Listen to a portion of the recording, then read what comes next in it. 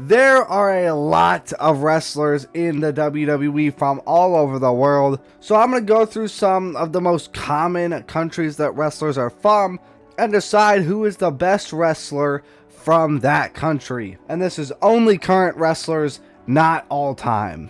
Let's start it off by talking about the Aussies, the Australians.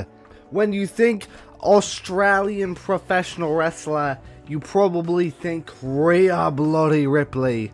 You might also think of Zarya or Bronson Reed or Kyle Fletcher from AEW.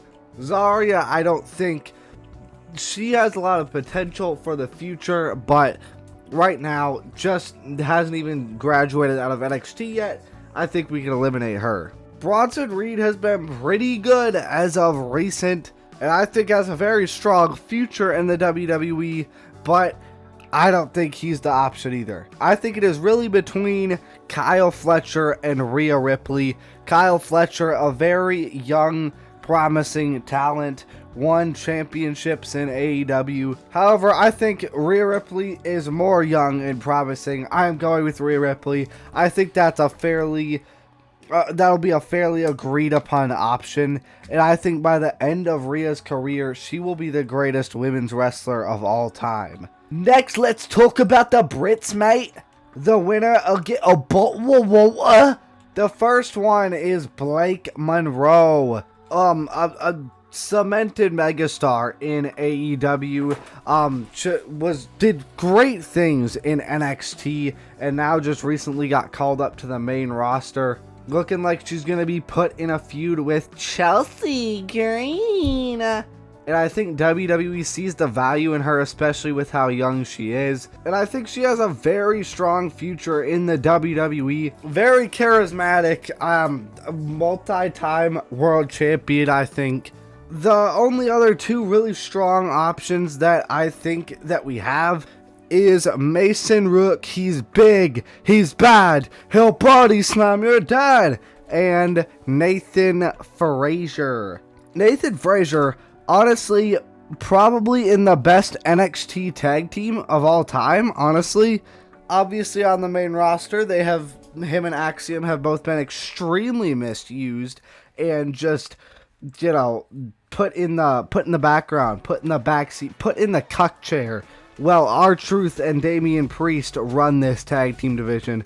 And ever since they left, the tag team division has just died over in NXT. But Nathan Frazier, very good, but I don't think he's the best British wrestler of all time. At least not yet. And sorry, not of all time, I mean currently. Mason Rook, another young guy, a very promising future for him too. The crowd is super behind him, he is super over. And I think he is extremely talented and will have a great future in the WWE. But we are talking about the now, not the future. So my answer is Blake Monroe. The next one is the Scottish. The Scottish lad. Don't run with the bagpipes. You can poke an eye out. And or worse yet, get killed. Joe Hendry is the first one we have to talk about. Former TNA World Champion, went to NXT, was super over, and then they kind of just have had nothing super good for him to do on Raw. I mean, he invented Can We Fire Logan Paul? That was cool for a few weeks, but then they just kept doing it over and over, and it's funny, but like, you have to do something else with him eventually. And his whole say his name and he appears thing that they cared about a bunch at NXT and really followed, they just do not care about that anymore. His name will be mentioned 5 times in an episode by The Vision, and he just won't appear. And it really makes me mad, honestly, because that was one of the things that made him so popular, and it was so funny, and it was a lot of fun when he did stuff like that. When he would randomly appear out of a trash can, or like when Thea Hale randomly walked by in a backstage segment and said, "I believe in Joe Hendry," and then he just appeared. That was awesome. Or when he came out of the refrigerator in a backstage segment, or when he was dressed up as a NASCAR driver. That is so much fun, and I wish they would stick to that on the main roster, but they just don't. But it's not going to stop me from loving Joe Hendry. Then we have Piper Niven, who is currently out with a neck injury. Plays a good heel, though, and a good, big, scary woman. Just very good at her role that she was playing, and worked well with Chelsea Green. Drew McIntyre, multi-time world champion, getting screwed over and over. I think Drew is definitely the right answer here. 2 WWE runs, was a world champion just a little bit ago. The crowd still loves him, and he plays an unbelievably good heel character, especially since he just hits you with the logic. He hits you with the facts. He doesn't give opinions. He tells you what is factually true, and he is very good at playing the justified heel and is a great in-ring worker. Had one of the best matches of the decade with CM Punk in Hell in a Cell in 2024. The Drew McIntyre is definitely the answer here. Next, we will talk about the Japanese. Now, I know New Japan Pro Wrestling has created a lot of stars, and there's a lot of phenomenal workers down there, but I don't really know anything much about New Japan. So if there's someone in New Japan that is better, which I doubt it, but if there's someone better than who I pick, sorry. The first one, what the freak? I think if I press a certain button, it just takes me back to the first slide. That's why that randomly happens in videos. But the first wrestler we have to talk about is Io Sky. One of the most over women in WWE right now, especially with her awesome Io mote. Great work with Rhea Ripley as a tag team. Women's world champion, got jobbed out of a good title reign. Literally the best in-ring professional wrestler on the entire planet, man, woman, in any company. Quite frankly. And is still just so underrated to this day and underutilized. She should be up there with the Rhea Ripleys of the world. The next one I have to talk about is Julia. I know she did great in Japan. I don't know exactly how good because, like I said earlier, don't really know much about New Japan Pro Wrestling. But from what I've seen from her in WWE, she is a phenomenal talent. It has so much charisma and aura, and is just super underutilized. She doesn't get a chance to show off said talent. Was also, like Io, jobbed out of a good United States Championship reign twice. She was lucky to get TV time as the United States Champion, which I think is just ridiculous, and she is way too talented to be being left off TV. Next we have Konosuke Takeshita, or as I like to call him, along with my girlfriend, Take a Shita. And that's not insulting him, it's just a funny name. I unfortunately can't really watch AEW because I don't have the streaming services that AEW is on. I know he's great I assume he was in New Japan and in AEW, but I still don't think he's as good as the winner that I have. And that winner person being Asuka. I mean, Asuka is one of the best female wrestlers of all time. You could argue that she is the best just looking at her resume. One of the most dominant women's NXT championship reign of all time, probably. Just an amazing run in NXT, and has had an even better, arguably, run on the main roster in WWE.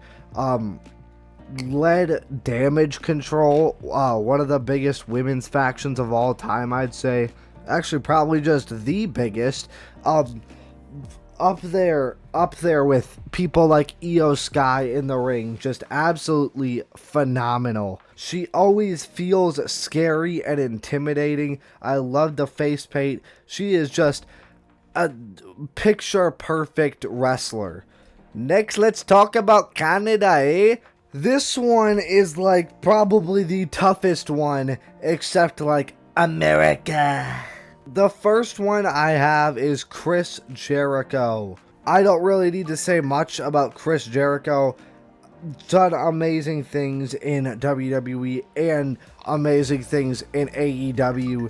Still performing at a very high level even at his age. I'm going to kind of go a bit quicker through these because I have quite a few to talk about. Next one I have is Chelsea Green. The inaugural Women's United States Champion, first ever, was double champ Chelsea for a little while there. Plays a fantastic character. She is just so good at playing the character that she does. Next person, Edge. Also done amazing things in both AEW and WWE. Multi-time world champion. One of the only the two people between him and Brock Lesnar to win Elimination Chamber, King of the Ring, a Royal Rumble, and Money in the Bank, which is just an insane stat to have. Then we have the greatest North American of all time, self-proclaimed at least, all ego, baby, Ethan Page. I don't know why they removed the ego from his theme song. You know how at the beginning it goes da da da da da da ego. They removed that. Literally, why? It's so much worse. Bro got Def Rebelled, but arguably the greatest North American champion of all time, and now is already doing amazing on the main roster, and I think is a future main eventer on the main roster. Next person, Kenny Omega. He is currently in AEW. He was in WWE, their developmental for like 10 months. He was in New Japan, did a lot of great stuff there. Had some legendary matches leading the Bullet Club. He was in TNA. And the last person I have to talk about is Kevin Owens. Great time in NXT. Had just some insane matches with Cody Rhodes. Also great at playing the justified heel. And also a very funny wrestler. Especially just his random t-shirts. Like you look at this one. The Canadian Dream, son of a security systems technician. He wore one that would just say Cody sucks eggs. I love Kevin Owens so much, man. And he is so funny. Just so great. And this is going to be a very tough decision for me to make.